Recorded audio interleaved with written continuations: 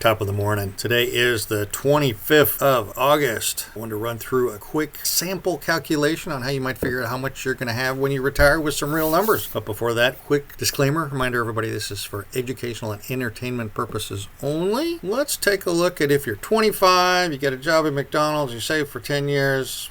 How much is that going to contribute to your retirement? McDonald's, 25. How much should you save? Well, if you're in your 20s, 30s, or 40s, a good target is saving 15% of your income for retirement. And it's important that you invest that in the whole U.S. market large cap fund like the S&P 500. That's all it takes. That's the answer. Your 401k plan, most of them don't actually provide the tickers you need to do the modeling. So you've got to figure out the ticker symbol. As a real example, let's take the McDonald's 401k. We're going to go work at McDonald's. Here's our 401k. And the first thing you'll notice is most of the tickers say NA on them. All of them but McDonald's, actually. Next thing we'll notice here is these are all State Street funds. So I can infer that McDonald's has contracted with State Street, one of the big financial firms, to manage their 401k. And the second page, here's our large cap equity index fund. And you can see that they put it next to the S&P to show that it pretty much tracks the S&P 500 fund. Okay, so how can we figure out the tickers, the actual tickers for this, so we can do some modeling? Well, one of the easy ways is just put the fund manager into the Fidelity search. You can do a mutual fund search, fund family, and I picked State Street Investment Management, and turns out they've got 18 mutual funds. And if we look at those, we can match up these 10-year returns with the description. We can see that for their foreign fund is probably this SSAIX. We can see that the S&P 500 fund is this SVSPX. A couple of the target date funds matched up, but we never consider those as there's too much overhead involved with those funds. The one we want is this large cap whole market US stock fund.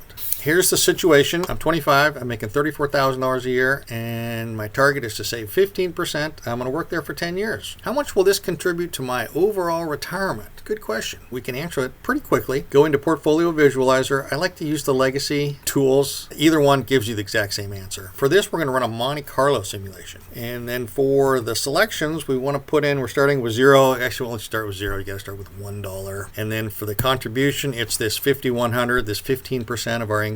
And then we're going to run this for 10 years because we're going to work there for 10 years. How much will we save? And for the output, just to make it less confusing and simpler, I just want the 10 and the 50. That is 90% of the time it'll be better than the 10. And then the 50 gives us average. And then here's our investment that we figured out earlier, this SVSPX. If we hit run simulation, we go run this. We can see the two numbers that we're interested in is 90% of the time we will end up in 10 years with more than 55,000, and on average we'll end up with 87. You're 35 now. You're going to go get a different job. You're going to save at a different company. What you need to do with this 401k is convert it into an IRA, open it up, Fidelity, a Schwab, any one of the companies, Vanguard, and invest it for the next 30 years. And for the next 20 years, I want you to leave it in the S&P 500. This is the best thing you can do. Simple, easy, it'll produce good numbers. And then when you get within 10 years of retirement, I want you to reduce the risk. In the last 10 years, we're going to run a 60-40 S&P bond fund. This is what we got after 10 years. For the next 20 years, we're just going to run S&P. We're going to run the Monte Carlo simulation again, put in this 55. This is what we ended up on the bottom side. Remember, this is the low side, that 90% certainty side. Run it for 20 years, and we've now switched it to SPY, Standard & Poor's 500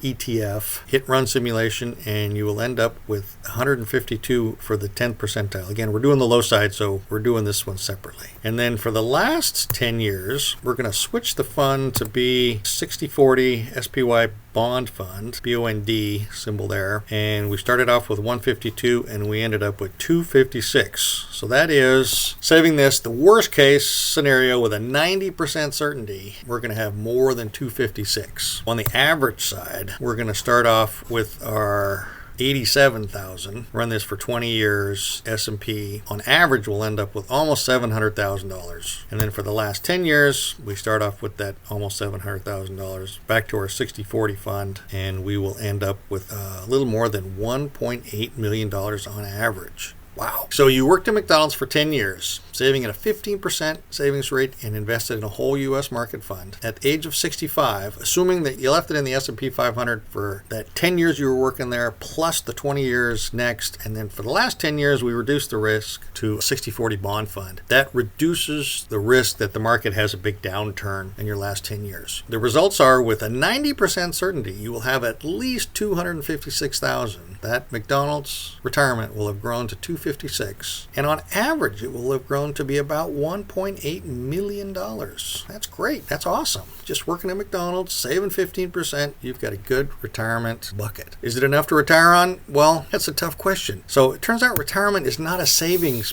challenge. It's a budget problem. Assuming you ended up with slightly less, 1.5 million. The magic number to use is 4.5%. So assuming that you can live on $67,500 from your IRA, you got this, plus you probably got another 30 to 60 in Social Security, which is pretty good income. Can you live on that? Well, the answer is absolutely yes. You got to live on less than the budget, and the answer to that is absolutely no. If you're spending more than that, you will not have enough. But it's a budget problem, not a savings problem. In conclusion, saving early is huge, and the right portfolio is super important. Super important. Put it in that whole U.S. market, large cap stock fund. And don't pull it out early. Save it for the long run. Keep it in there. This money is for retirement. Keep it till you retire.